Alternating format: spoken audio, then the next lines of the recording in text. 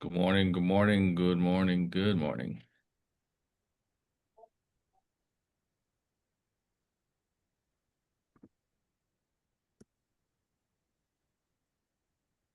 Morning, everybody. Good morning. Good morning. Thanks for jumping in. Good morning. Good morning, good morning.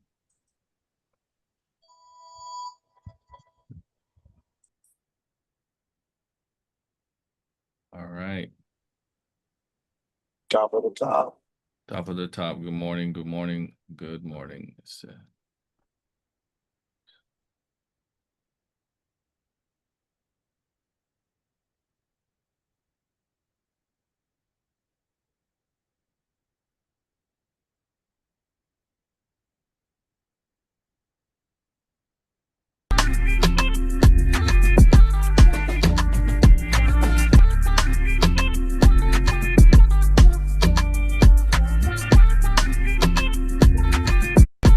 Of the Atlanta Black Chambers, the Chamber of the Year.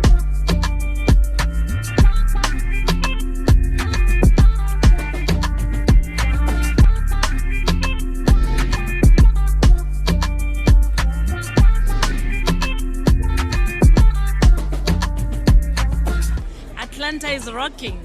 Go Global Conference is doing the things, eh? And I think the most incredible thing to take actually home is the Black excellence. So kudos to GOC for a job well done. I think this is just the beginning of greater and better things to come.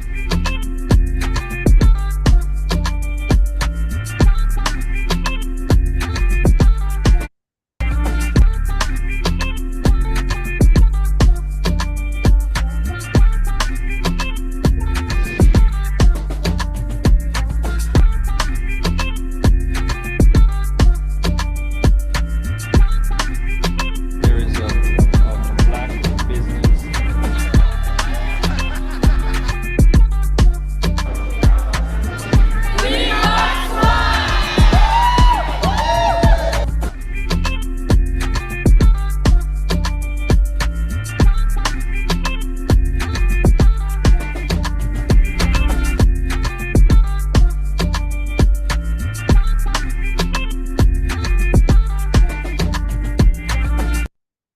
All right. Good morning, everybody. Thanks for jumping in. Ricardo Berry's here, chairman of the Global Opportunities Committee of the Atlanta Black Chambers. Welcome to those of you who are joining for the first time. Feel free to use the chat and let us know where you're joining in from. We always love to know what part of the world you are in today. Just some quick housekeeping. Please keep your microphones on mute. And we'll be taking some questions at the end of the towards the end of our power hour. We've only got 1 hour, and we always say, what do we always say, right? When the power continues and the hour shall come. Also, this is going to be recorded, and we'll be putting it on YouTube. Please follow us there on YouTube as well. We've got a few channels on YouTube, by the way. There's the Atlanta Black Chamber channel. You can follow other programs from the chamber. And then there's our channel, which is Global Opportunities Committee. And we're also everywhere on social media. You can also look into just following us. If you like what we're doing, if you like the conversations that we're having, and you like to stay plugged in into what we are about, please do that. Today is special because we're counting down. I mean, I cannot believe it. We've got literally 6 more days, guys, before we actually do our annual Go Global conference. And I'm super excited to meet a lot of you in person. I'm excited to see you as well. And so we've got 2 of our guests who will also be at the conference, sitting on one of our panels. And I want to start the show and really kind of tap into their expertise and their insights. So listen in, grab a pen or paper wherever you make your notes, because we're going to have some really interesting conversation. So want to introduce you to Bior and Kameisha. They're both my guests. I probably want to start with the lady first. Good morning, Kameisha. Thanks for jumping in. Thanks for spending some time with us today. We do want to know who you are and tell us a little bit about what it is that you do. Absolutely. Good morning, and thank you for having me. Good morning, everyone. I know it's super early on a Tuesday. So, just to give you a quick insight about what we do, my name is Kameisha Johnson. I'm the CEO of MedOneSync AI as well as Kameisha Johnson Consulting. And here's what we do. We're an AI-driven consulting and automation firm, and we help small businesses and mid-sized businesses, especially in the healthcare environments. We help them operate at a global standard. So essentially, what we do is remove the technology and workflow barriers that often keep practices from scaling across borders.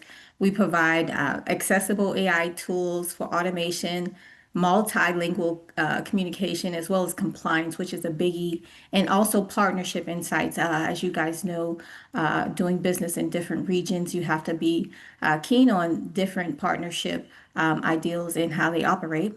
And we empower those businesses to connect, collaborate, and build sustainable partnerships. So, in short, we don't just optimize the operations, we help them to create the ecosystems so they can innovate and have the opportunity to flow freely across their communities and ultimately across continents. So, that's what we do in a Thank you. nutshell. That's super exciting. I appreciate that. AI and tech at the intersection of partnership. That's very, very intriguing. Bior, welcome. Thanks for jumping in on our program today. Tell us a little bit about yourself and what you do. Thank you, Ricardo. First of all, I'm super excited to be here. It's what, 8:38 in the morning, and the folks on this call, shout out to you for being on this call. That shows that you're truly driven, and I'm excited and pumped up to be here. Thanks, Ricardo, Samuel, and my co-panelist, Kameisha. I will definitely be in touch with you because I think technology is critical to success in this space going forward.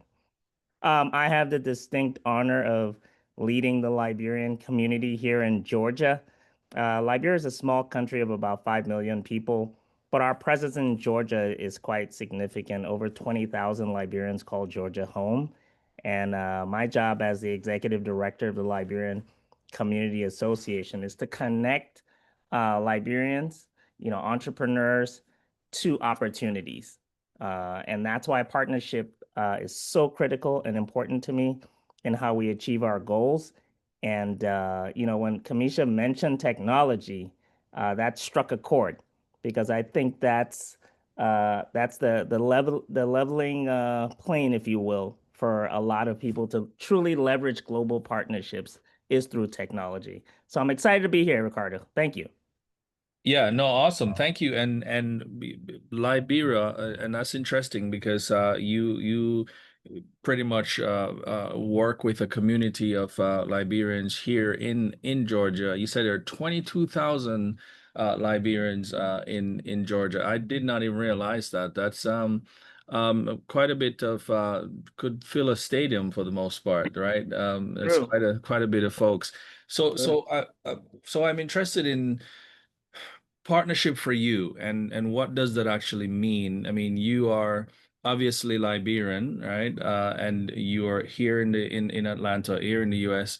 You've had some partnership opportunities that you've seized yourself. Talk to us a little bit about what does that actually mean to you? How important is partnership where you're concerned, the role you play, and also in the business community?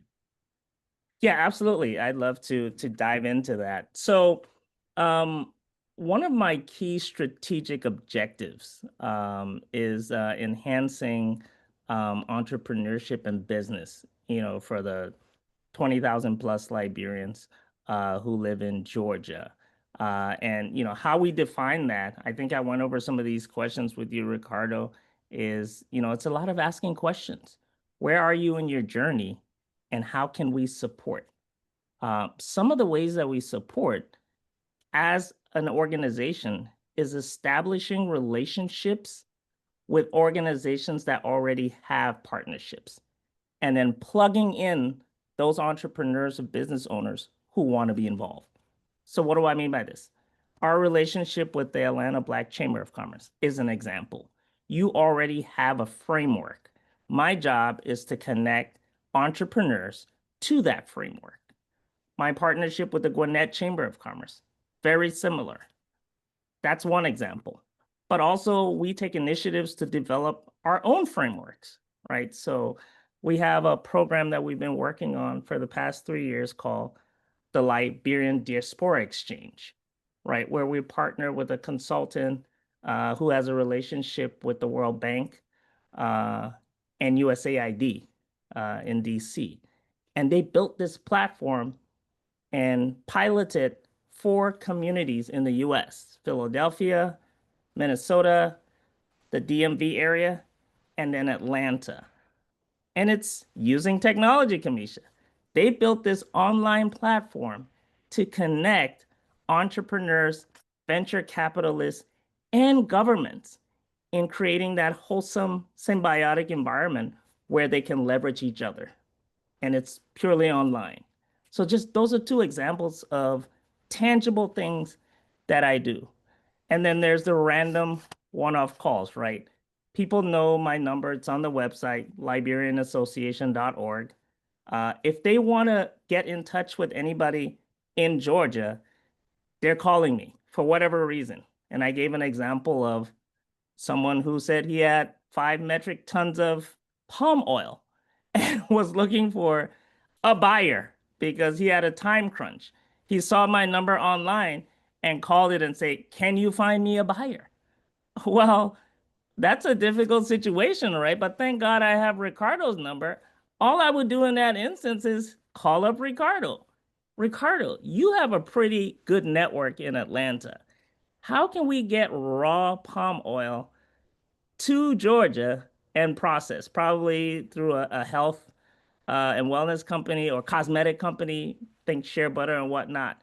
That's just a tangible example of how I see partnerships and how I connect people. No, I appreciate that. And one of the points that you just made around sort of your framework is you're essentially plugged into organization that have other folks that they can plug into. So it's not just on an individual basis. It's about who's got sort of that network. Kameisha, as I come to you, I want to understand just, as BR talks about sort of also the use of tech. I mean, tech is obviously your space, so I gather you'll be sharing a lot more insight around how does tech mean partnership. But what has been your experience building partnerships, and where did you learn that? Certainly. I wanted to just piggyback off of Bior's statement, but think about it like this: no one scales in isolation. It's impossible, right? One of the things that we do with the companies that we partner with is that we bridge that technology gap, right? Like it or not, AI is here. And it's beyond just using a chat bot, right? Everybody's got the cute avatars, and that's great, right? But there are technical uses of AI like workflow automation. So an example of what Bior was saying, one of the things that we might do is say, okay, we're going to leverage AI to now create a network of potential buyers for that palm oil. Now we're going to create, some statement of what we could use it for, basically, and then pricing, all the things. Like we would use AI to basically expand our community of reach. We make sure that companies are equipped to honestly compete with the big boys. Do you have the statistical frameworks in place for you to bid competitively on contracts internationally? Do you have the technology and capabilities? Are your workflows repeatable, right? Because that's one of the biggest attributes in growth.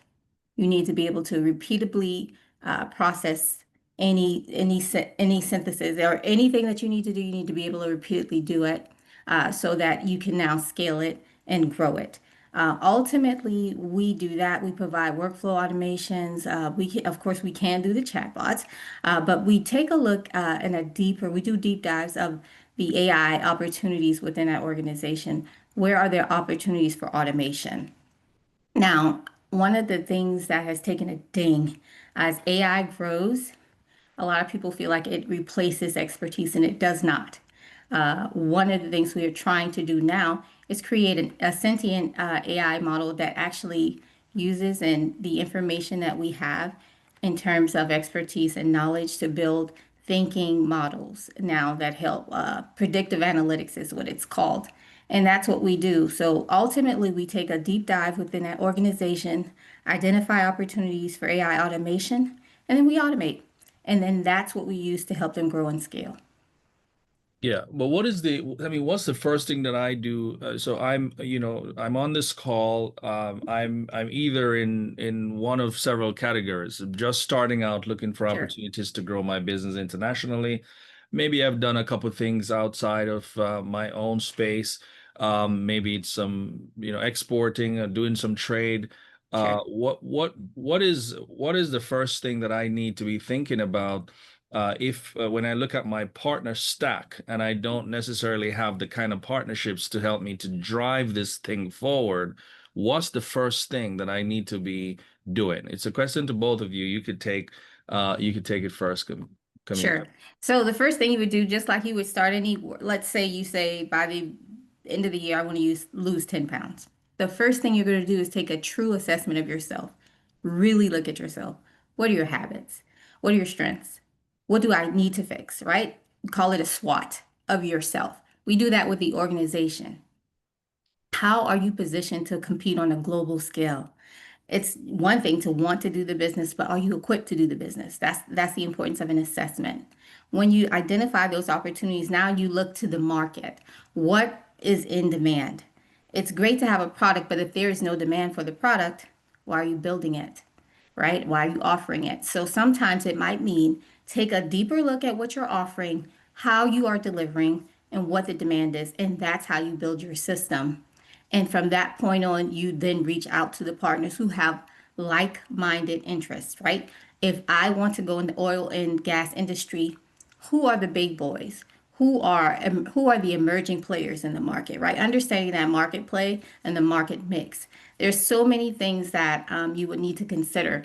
But think of it like this. AI is just helping to facilitate it. So you're not doing all of the legwork.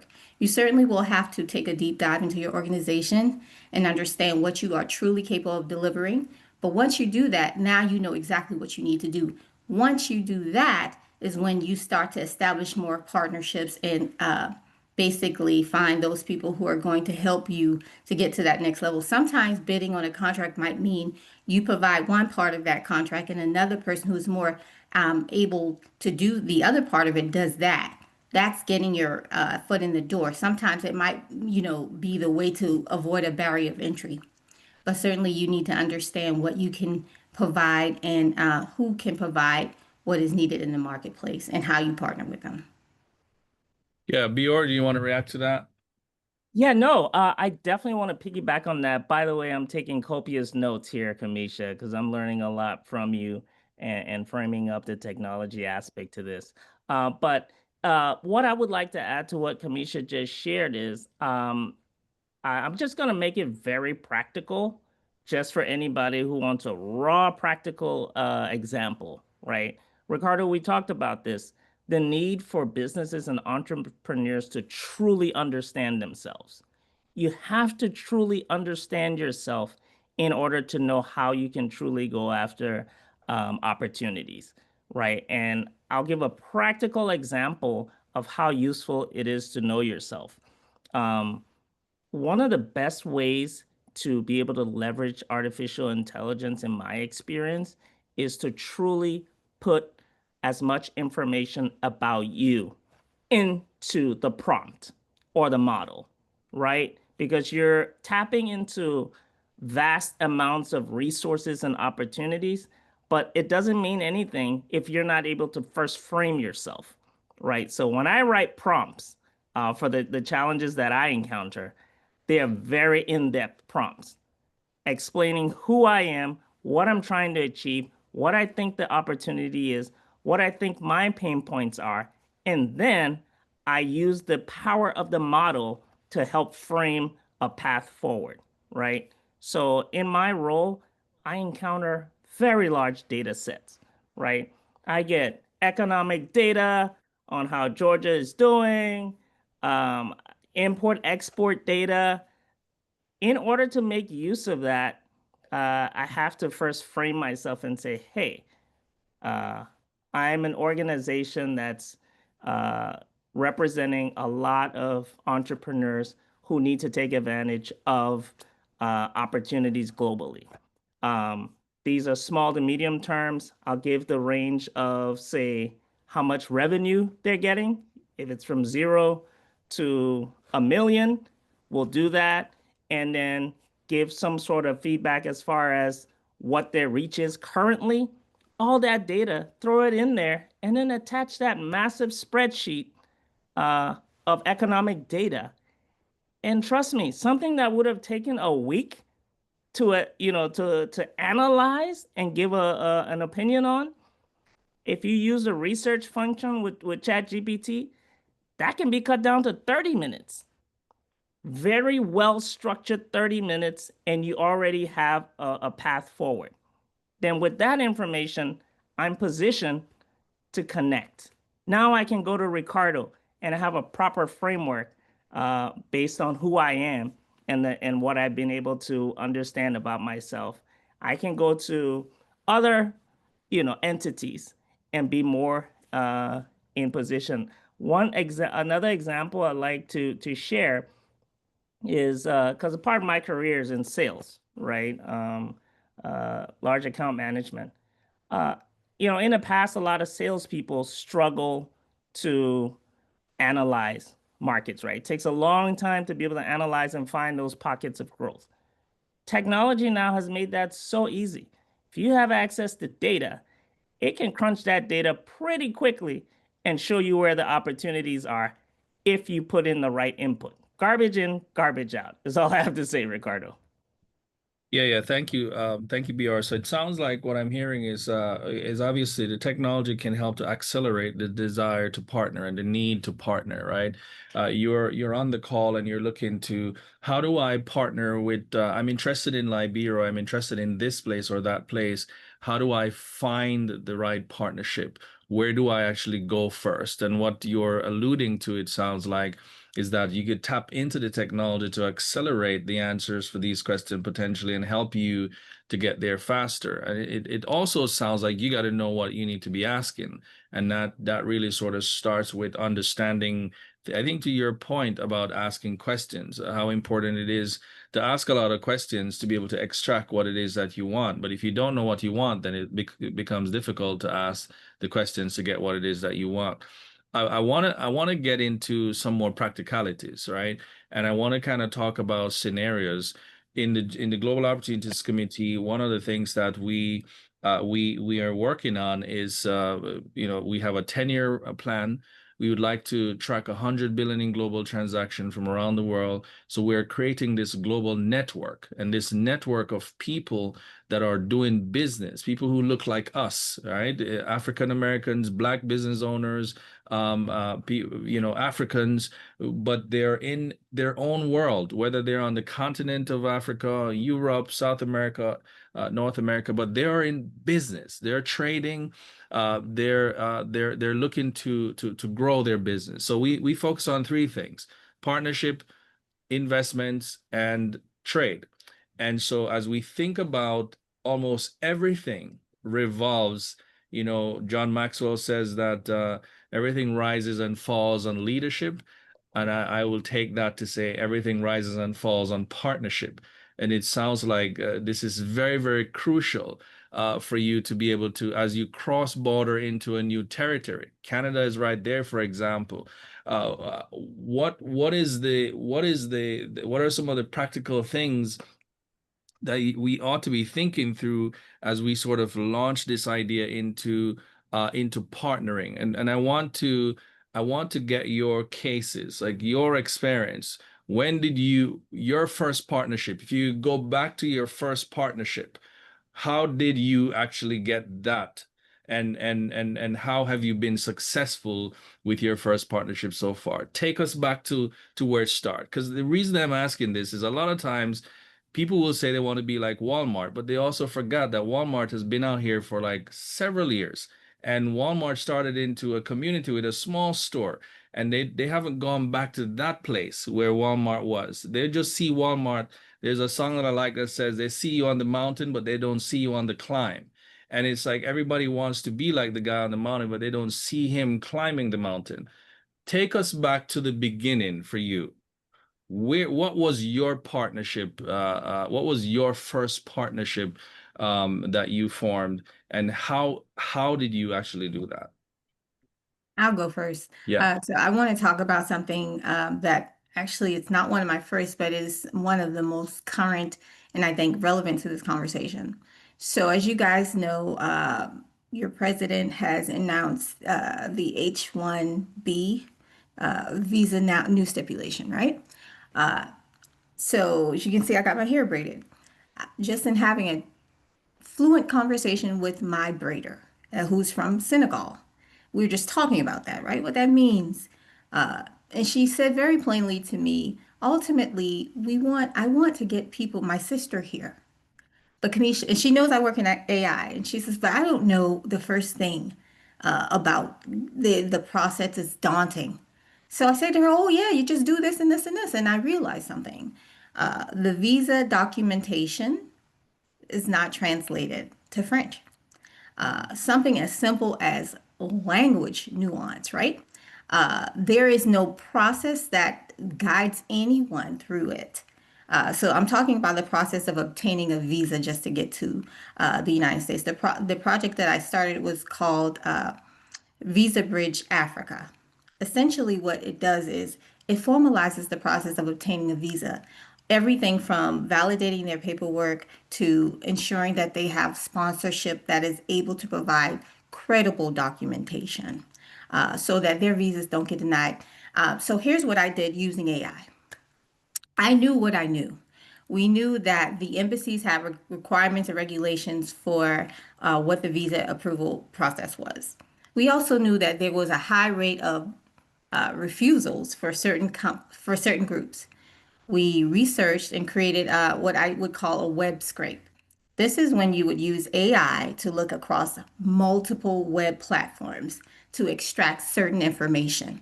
You then use that to build a knowledge base. And forgive me if I go geeky, but I'm about to take you geeky. So then you use that to create a knowledge base. With that knowledge base now, you create an interoperable platform, meaning that I can take information from different sites, process them to create an output. Ultimately, what I would do is take the applications, they are able to upload them digitally. This is the first because a lot of applications have not been able to be uploaded digitally in some of the emerging countries in Africa, which meant that gave them a larger opportunity for what we would call a loss, right? Your application got lost in the mail. Easily dismissible things. Ultimately, you have a digital footprint. Now, not only do I have a rules-based engine for what this application needs to have to be checked for exception, then I have something that optimizes your application because I based it on the knowledge base that I created that shows me what an accepted application looks like. So now I'm enriching your application. Not only do you have already the standard procedures for how to get that application accepted, but it's optimized. So your chances of it getting rejected is even lower. Now, beyond that, I understand that there's a cultural nuance that's involved in getting a visa application approved, right?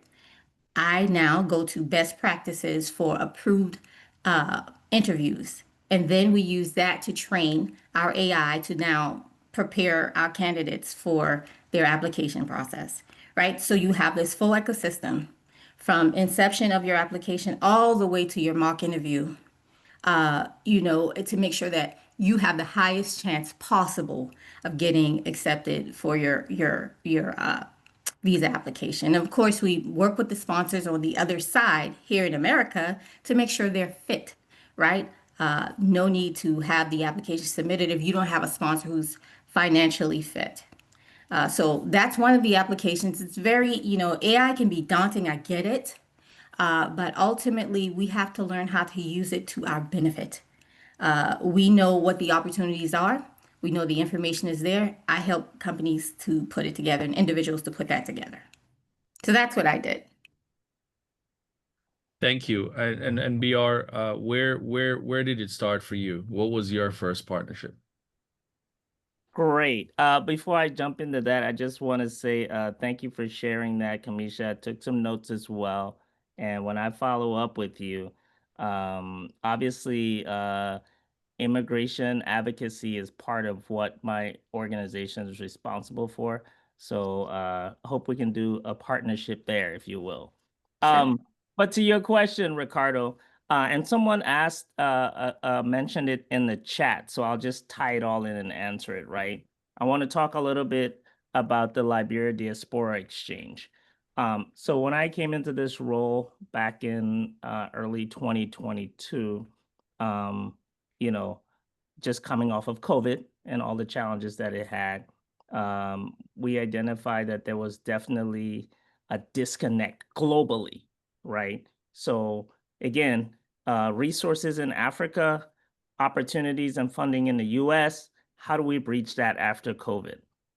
So in signing a partnership, and this had to be, formal signing an MOU and whatnot with an organization called EchoCap in DC, who already had this relationship with the World Bank and USAID and had the funding to develop this digital platform to connect, entrepreneurs, business owners, to funders, venture capitalists, and other opportunities here in the US. And that was really critical because, as I mentioned, this is coming from COVID, right? Where everything was shut down. All the traditional forms of partnership creation was shut down. So this actually created a great opportunity to connect to much more people all at once. So it was a no-brainer for me to sign that partnership. And so how did it look? What they did was they put out a survey, right? Asking people, what are your key pain points? What are you trying to do in your business? And what's hampering you? What would you need to be able to bridge that gap, right? So all that feedback went into the development of this platform. And when the platform was launched, like I mentioned, 4 pilot communities were asked to come on board and test it, right? So that's Georgia, Philadelphia, Minnesota, and the DMV area. Once we got the word out on that, funding opportunities then became available where I received some funds to pass on into my community, right, to organizations that also needed some help to participate in this platform, thereby helping them. I was then able to identify funders, right, people who have capital that they want to invest in Africa to then join the platform, right? And then on the other side, opportunity, folks who had a need for funding or just resources in Africa also joined the platform, right? And then the third aspect was the stakeholders. So the government of Liberia also on the platform, and then resources from USAID and the World Bank are all also on the platform. That generated sparked a slew of conversations where people were able to now leverage. So let me give you a quick practical example. A lot of times, folks in the diaspora, either the US, Europe, or whatever, they want to invest in real estate back home. And that's always a challenge, especially in Liberia where it's kind of a wild, wild west, if you will, right? It's not really super regulated. Well, this platform changed that, right? It gave you an opportunity to connect to very high quality real estate agents or developers, people who, if you just have a plot of land, can develop some really impressive, well-coded real estate on the ground, and you have that confidence that it's going to be good because the platform ensures that it's well vetted. So that's a huge partnership for us because it then opened people in Georgia to opportunities that they probably would not have been able to connect to. And then to top it all off, every year at the spring meetings, the World Bank has spring meetings every year where governments come to, I guess, lobby for funds or whatnot. They host a separate meeting where they flew out about 12 of these entrepreneurs or businesses from Liberia to the US. And then they paid for folks from these 4 communities to also go to that meeting and meet directly with the government of Liberia. So those 3 stakeholders were all in one room, funded by this program. And the results were amazing. So that's one of the most consequential partnerships that we signed early in our career. And I think it resonates with the folks on this call on how truly global partnerships happen. Yeah, no, thanks for sharing that. I want to shift a little to values and alignment, right? Because one of the conversation I had with my dear leader friend and coach, Dr. Harvey, and I think Dr. Harvey is on the call. Big shout out to Dr. Harvey. He and I were talking about the values and how values need to line up, because your values and my values, we may have same values, but if they're not in the same order, that could impede our ability to partner and collaborate. And I want to talk to you both about that, values and alignment for partnership. What are the values? What are those key values that you look for in your prospect partner? Because this is almost like entering into, I don't know if we want to call it marriage today, but it's entering into something.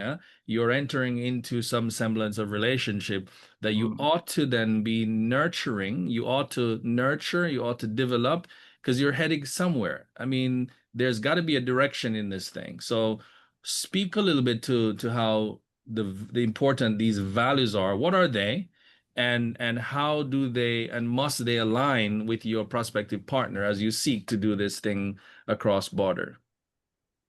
I'll speak. So, of course, I think the basis of any relationship, be it business or otherwise, are 2 things. Well, 3 things. The 3-legged stool: trust, mutual respect, and communication.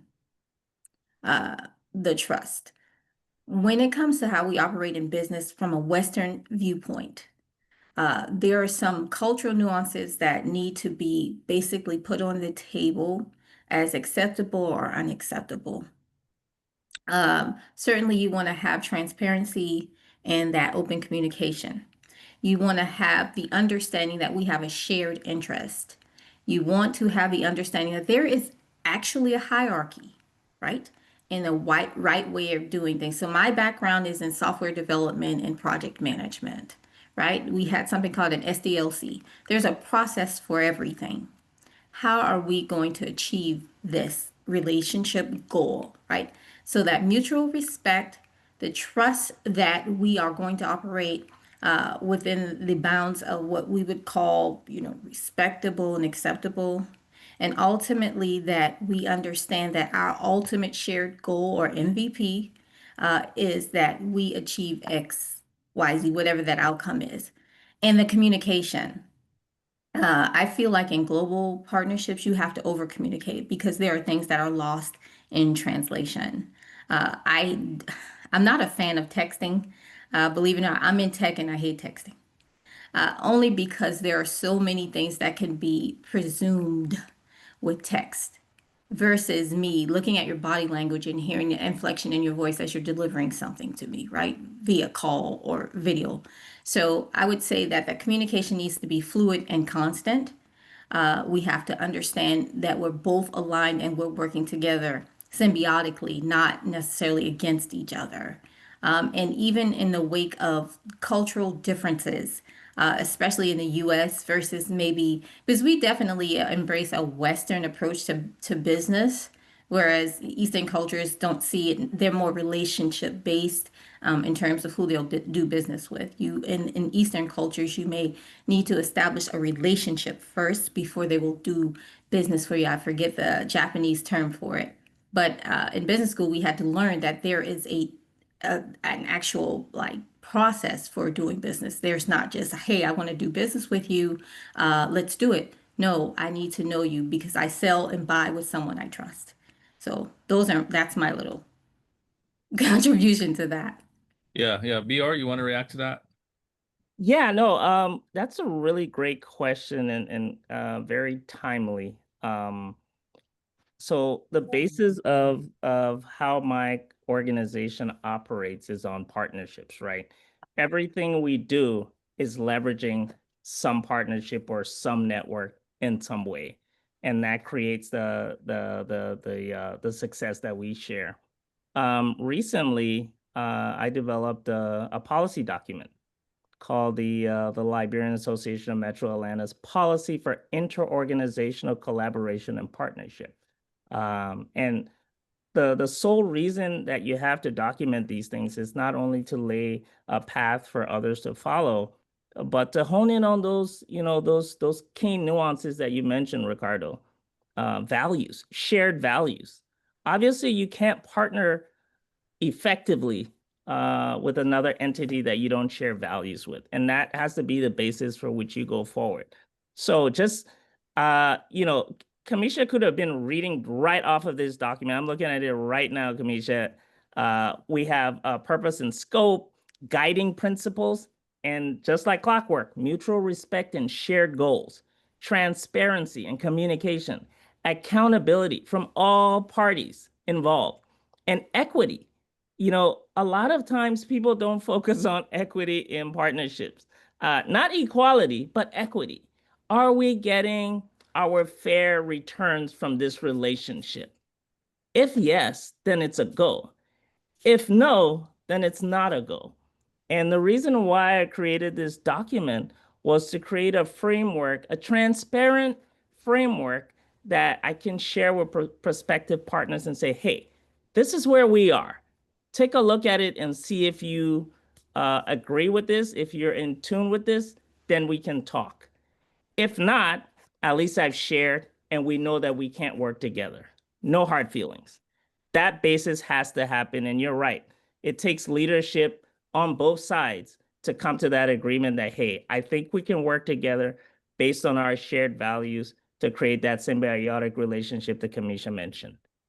Yeah, no, powerful, and that's awesome, and I want to. So I know we got it there, that shared interest, but I want to move to sort of the challenges or the risk. I mean, because there's always these kinds of risk and challenges, as it says it's got to be shared interest, and you find sometimes that you start out well, you don't oftentimes end well. Things don't go the way you want it to go. You have these plans. And by the way, I'm launching the poll for you guys. We love to check in with you and ask you questions. So please feel free to participate as we get on the final stretch of the discussion here. But talk to us a little bit about challenges, those that you have experienced yourself. Because if you are on this call and telling me that all of your partnerships did work, maybe we got to check that, because I don't know if that's so true, because they all don't work for me. So the ones that don't work, the ones that are working, but maybe you've worked through those challenges. What are some of those challenges that you've dealt with that you anticipate people will be dealing with as they assess, as they pursue to be able to build from partnerships? Bior, you want to go? Yeah, I'll let him go first, Al. Yeah, sure. So that's the reason why it seems I'm thinking a little bit is I was thinking about situations that I've had to exit that are relevant to this group.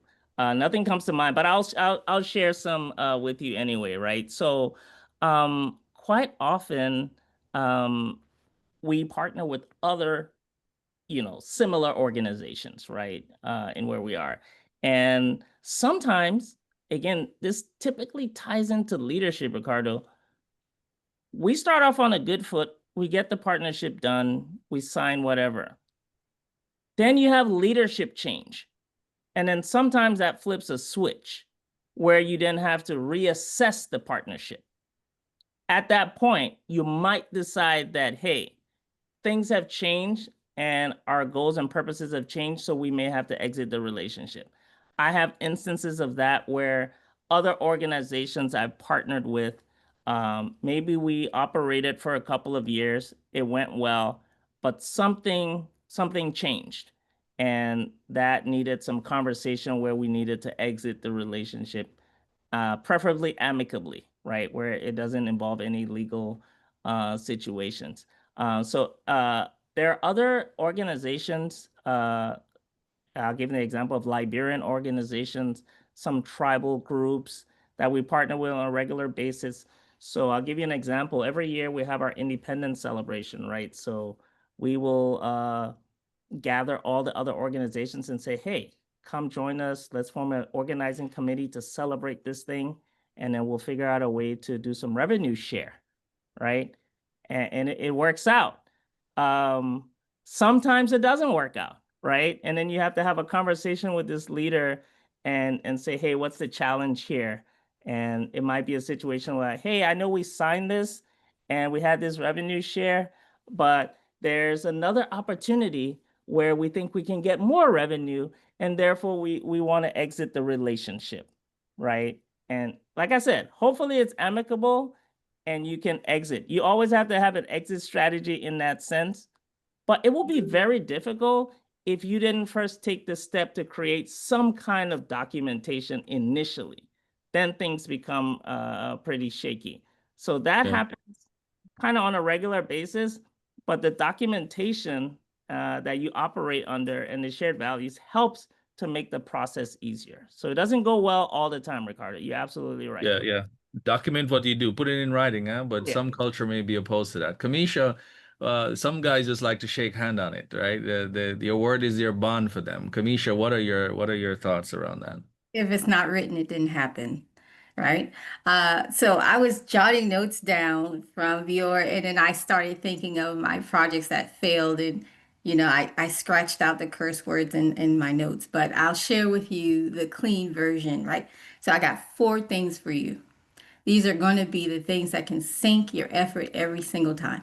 The first one was money, but not the availability of money, poor planning of the disbursement of that money.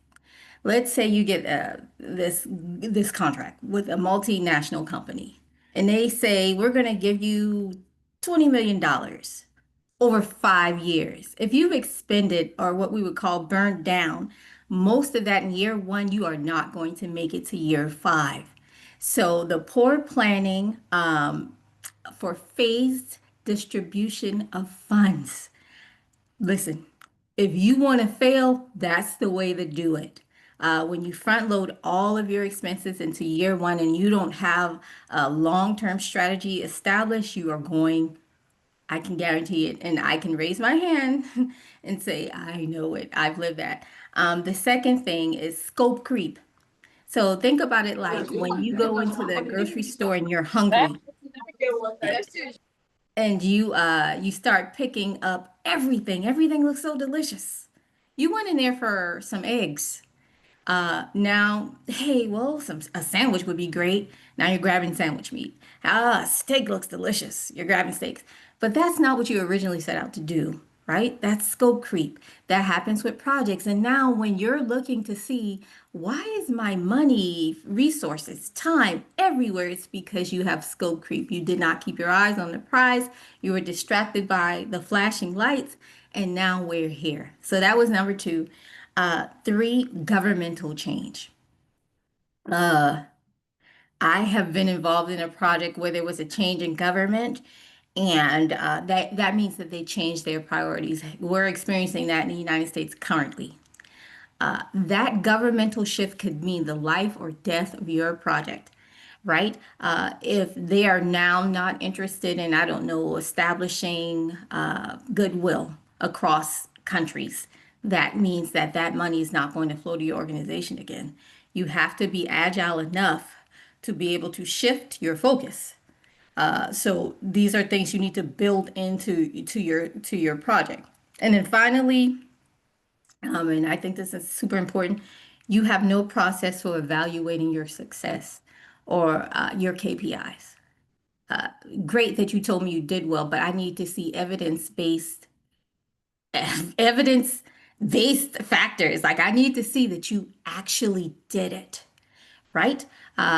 Yes, there's the work of saying you're doing it. Yes, there's the act of employing resources to do it, but I need to see the result.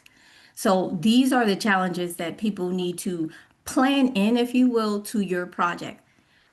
be it technical project, be it, humanitarian based. These are the things that will sink you every single time, guaranteed, if you're not watching over them closely. So that's what I had to offer as I was listening to Bior. I was just like, yeah, I can't share the cursing, but certainly wanted Yeah, to make yeah, sure you guys heard that part. yeah. I could And if definitely you see where will, the I want curse. to add Yeah, something else to what Kameisha said, because she yeah. mentioned money.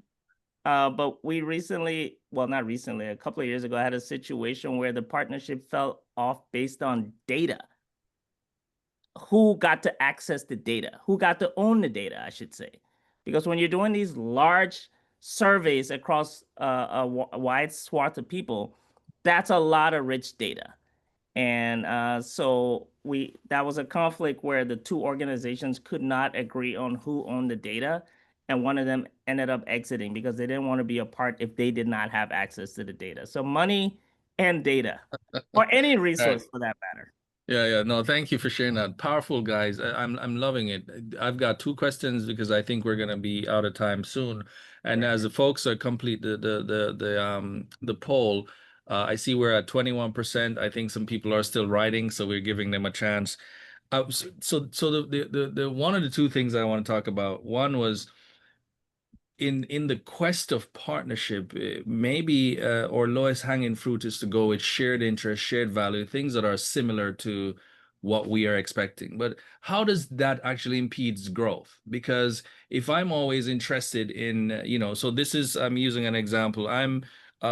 My interest is, to be able to, build around trust, communication, etc. Could you have a divergence? Could you go somewhere else that's unlike your interest? They always say opposite attracts, right? And they always say something about similarities. So in your quest for partnership, do you always have to go with the shared interest? Could you go with something totally left field so that you can grow in that area? Maybe a horizontal quest or a vertical quest. I'm in the business of tech. Does it mean that you and I have to, do I always have to search for tech partnership? Couldn't I just search for some other ones like community partnership or something else that goes outside of my domain so that it facilitates certain growth for me as an individual? Like, what are your thoughts around that? I'm curious. Mm, mm. Can I ask a clarifying question? Yeah. So when you describe this, are you asking for a situation where what you initially wanted may have shifted based on what you learned? Or are you looking more at what's hampering you from actually establishing these partnerships? Yeah, no, I'm thinking growth, right? It's just we always kind of want to go to the lowest hanging fruit. We are alike, it's easy for us to get together, but it Mm. doesn't necessarily attract growth or accelerated growth. We sometimes don't grow very well because all the people that we are around, all the partners we have are the same. Yeah. So it doesn't really allow us to expand in that regard. That's what I mean. How are you thinking about this? How should we think about maybe growing vertically or versus sort of, expanding, horizontally, getting into some unknown, uncomfortable Yeah. domains with partners? Yeah, I'm happy to jump in, Kameisha.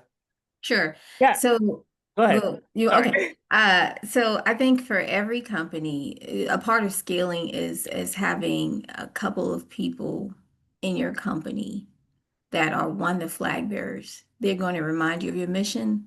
This is what we're focused on. This is who we do. But you also have to have a disruptor, someone who challenges every step you take to make sure that you're not just thinking, one way, that you're thinking in all ways, right? How can you grow? Growth doesn't necessarily just mean straight up. I think that when we think of success, we think it's this straight line up, and that's not what it is. You have to take a couple twists, turns to understand, to get your sea legs, if you will, right? And sometimes that means that you should look outside of your original domain to find synergy. Now, there's a difference between finding synergies and shared interest or even a shared curiosity, because we may not have the same goal, but we have a same curiosity in terms of could this possibly work? And you need that in business, right? You should never be static in business because business isn't static. Just in tech alone, literally, as soon as I develop some, I gotta get on the computer tomorrow to see what the new technology is coming, right? So you have to be constantly geared towards what's around the corner. And that means, yes, you will have to open yourself to possibly industries and spaces that you haven't necessarily been used to partnering with. Now, I would say don't forget your North Star. Don't forget who you are. Like, as you engage to become more dynamic, do not shift who you've established. Certainly, and bring that into your fold, but remember your North Star and how you govern yourself. And uh, I feel like you can't go wrong. But no, I 100% believe that as you have to be willing to look in beyond your verticals to find opportunities of growth. Awesome, awesome. Did you want to say something to that, Bior? Well, I'll just use myself as an example. Ricardo, we've known each other for a while. My organization is a non-for-profit, right? Typically, we find ourselves in spaces only because we want to push the envelope that are predominantly for-profit. And so people always ask, why are you here? Right? Why are you doing this? Why does my organization have a booth at the Go Global conference? Right? Are you a business? And I said, no, I'm not a business. I'm connecting businesses to other businesses. That's why I'm here. And that can be kind of uncomfortable, but we articulate what the goal is to our board of directors. They're pretty far thinking as well. And so we do things that are not typical. That's a perfect example right there. Yeah, no, that's powerful. And we got two, 2 or so minutes left. This is awesome. Like we could go on for another hour, but our power continues, but the hour actually does come. And we could take this offline and you all connect and have this conversation. I want to ask about tools and resources that can actually help us in our partnership quest and our partnership growth. That would be my last question to you, and then kind of getting your last, your advice and your feedback. But I want to make a quick plug for the conference because one of the core things we do at the Go Global conference coming up is B2B matchmaking. We're matching you to find either a partner, which is important here, a prospect, or a peer. And most people at the cusp of it, they will say, oh my God, I'm going to reject meeting Kameisha because we don't align. Like, she's in tech and I'm in food. Like, what does the two have to do with each other? And that lack of open-mindedness can kind of impede your capacity to grow because you don't know who Kameisha is. You don't know how connected she might be or Bior. And if we match both of you to have a conversation, just approach it with an open mind.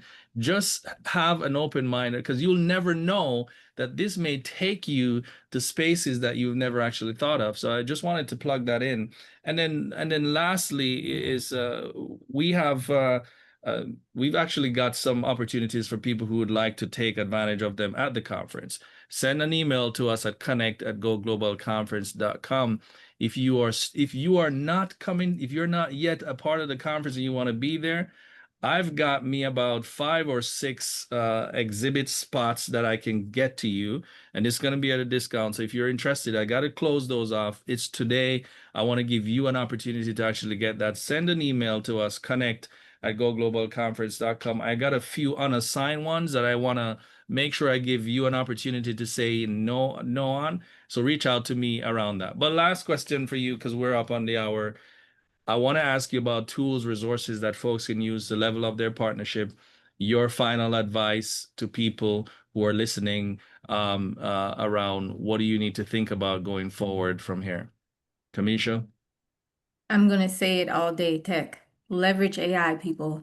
I know it's fun to create little memes and all the things, but I want you to use tech AI intelligently, right? Think of it as you have the smartest professor you've ever met in college at your fingertips and ask that person what they would do in this instance.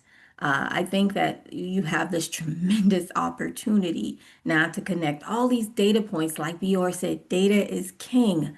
You have all this data at your fingertip. You can literally use AI to create a strategy for you, get insights for you, empower your business, all the things. So that would be mine. Use tech intelligently. Fantastic. And Bior? in 10 seconds, well, I guess we're already over. I will focus, piggybacking off Kameisha, I'll focus on resources. What I use as resources are people who already have networks, like the Atlanta Black Chamber of Commerce.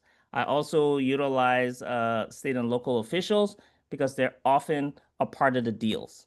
So it's really important. Shout out to all the state and local officials who are on the call right now. And then, yeah, government, state and local officials, Atlanta Black Chamber, you can't go wrong. Yeah, fantastic, guys. This is awesome. The poll is out, and we see, folks are definitely in tune with what's happening here. We will be talking about this in our next Power Hour. We'd love for you to keep in touch with us, stay in touch with us. We'll see you at the conference. Next week, we won't have a Power Hour. We're going to be taking the break because the conference is right upon us. And then I think the following week, we probably won't have another Power Hour, but stay tuned for us, guys. We'll see all of you next week. Again, if you are interested in that exhibition stuff, or even if you're interested in coming to the conference, you haven't gotten your admission yet, please reach out because this may be your opportunity last minute to get involved and to be a part of it.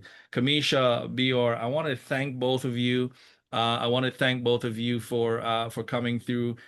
Sorry, I'm sharing the poll result now so y'all could see it. I didn't press that share, but I want to thank both of you for coming in, for sharing your expertise and partners. I want to thank you for the resources and the tools that you've shared. I want to thank all of you guys who are on the call for coming through and taking notes and listening.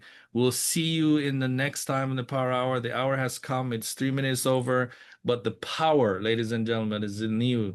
The power to continue the conversation and partnership, the power to quest continuously around your partnership experience. Have a great day, everybody.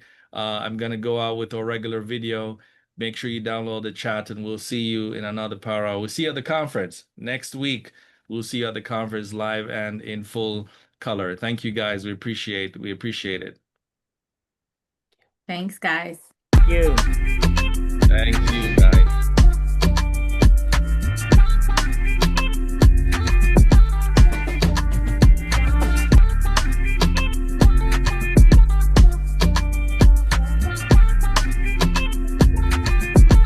The Atlanta Black Chamber, the Chamber of the Year.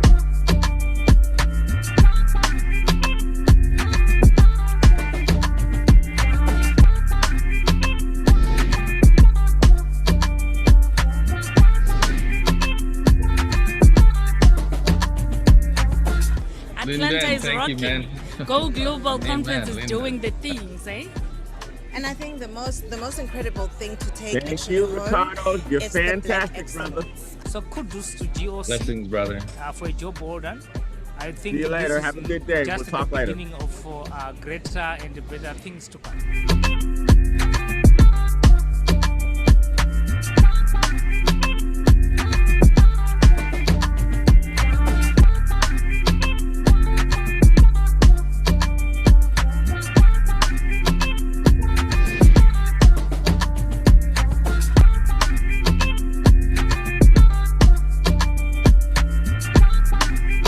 There is a black business.